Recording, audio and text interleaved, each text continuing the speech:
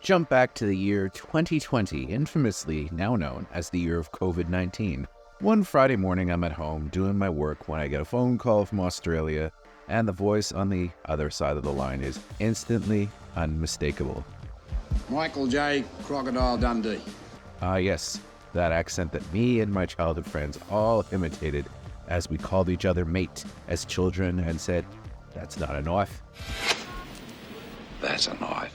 It was none other than Paul Hogan, who at the time was promoting his film, the very excellent Mr. Dundee, which despite the name I have to say, was not very excellent, but I digress.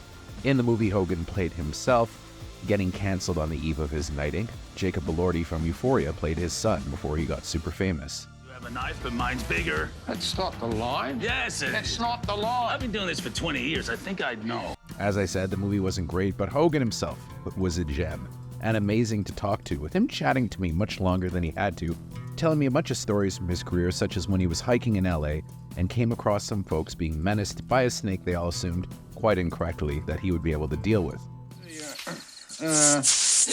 Aborigines, well, like all God's creatures, they just want the right to roam across the earth and be left in peace. Naturally, we spent a lot of time talking about Crocodile Dundee, a movie I watched over and over and over again as a kid, and I'm still incredibly fond of. People may not realize it now, but Crocodile Dundee is one of the most profitable films ever made. It was shot for only $8 million in Australian currency and made $336 million at the global box office, which was equal to about $800 million now. It was the second highest grossing film of 1986, just coming in a hair under Top Gun. There are no points for second place. It led to an American fascination with Australia that was memorably lampooned on one of the best Simpsons episodes ever. This is a knife. That's not a knife, that's a spoon. All right, you win. I see you've played knifey spoony before. And it got 2 sequels, one of which, Crocodile Dundee 2, was a massive hit that actually beat Rambo 3 at the box office on Memorial Day weekend, 1988. And I gotta say, as a 6-year-old, that was the movie that I went to see that weekend. Mick, you're back. You're back. Yes, Bob. I missed you. I know. The drinks are on the house. Paul Hogan became a pop culture icon with Crocodile Dundee, one of the most instantly recognizable heroes of the 80s, up there with Indiana Jones and Rambo. Mick Dundee from Australia. How are you? I'm fine. How are you? I think Good. this guy. This guy In makes town for a couple of days. Probably see you around. fine. Yet Hogan's Mick Dundee is a much gentler and perhaps misunderstood humor. For all its stereotypical Australian trappings, such as a love of Foster's beer and hell-raising with the sprawling outback, a treacherous but exciting playground for Mick and his love interest, the American Sue Charlton, played by Paul Hogan's eventual wife Linda Kozlowski, to fall in love in, it's kind of forward-thinking in a way lots of people don't appreciate. So if you go online, you could probably find a million think pieces that call Crocodile Dundee racist or homophobic. Maybe from a modern lens, the movie is a bit problematic, but then again, this was made in 1986, and things were simply different back then, and I think that Paul Hogan's intentions were always pretty good. Looking for a good time, honey? Always looking for a good time. For one thing, Dundee in the film is shown to love and appreciate Australia's Aboriginal population, which, in both films, are actually portrayed quite heroically.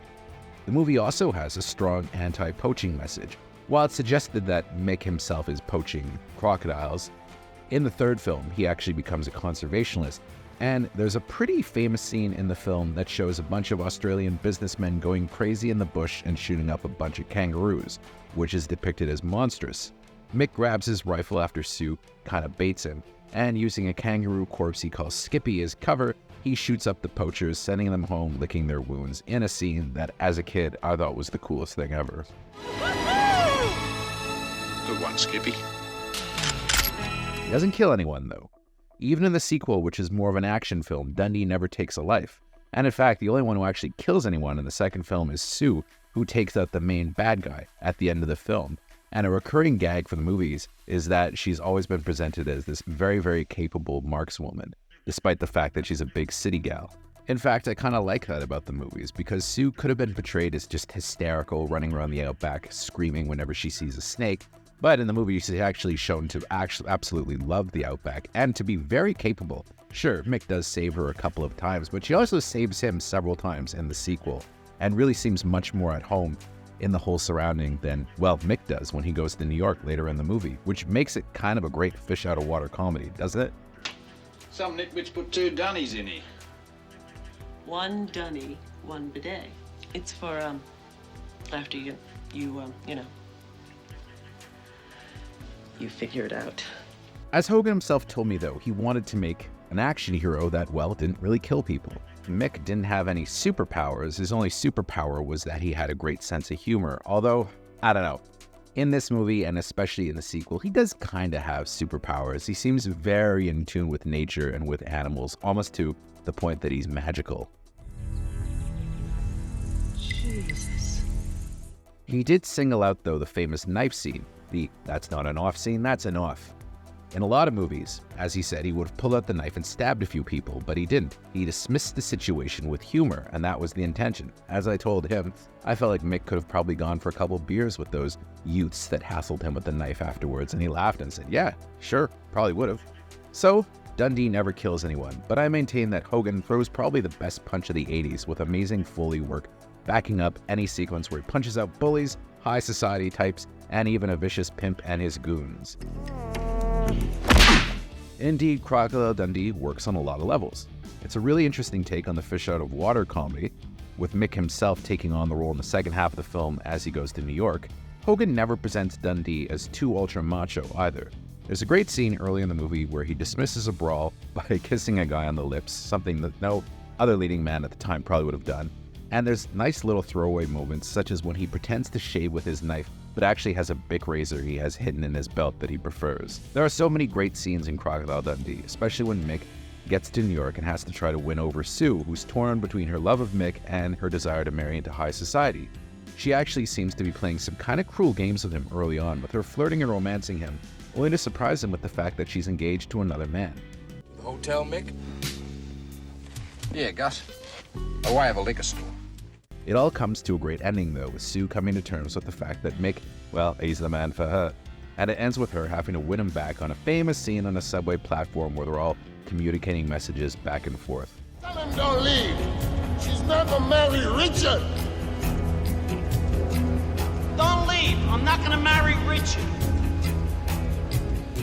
It's a scene that I absolutely loved when I was a child, and I think it still holds up now. It always makes me smile.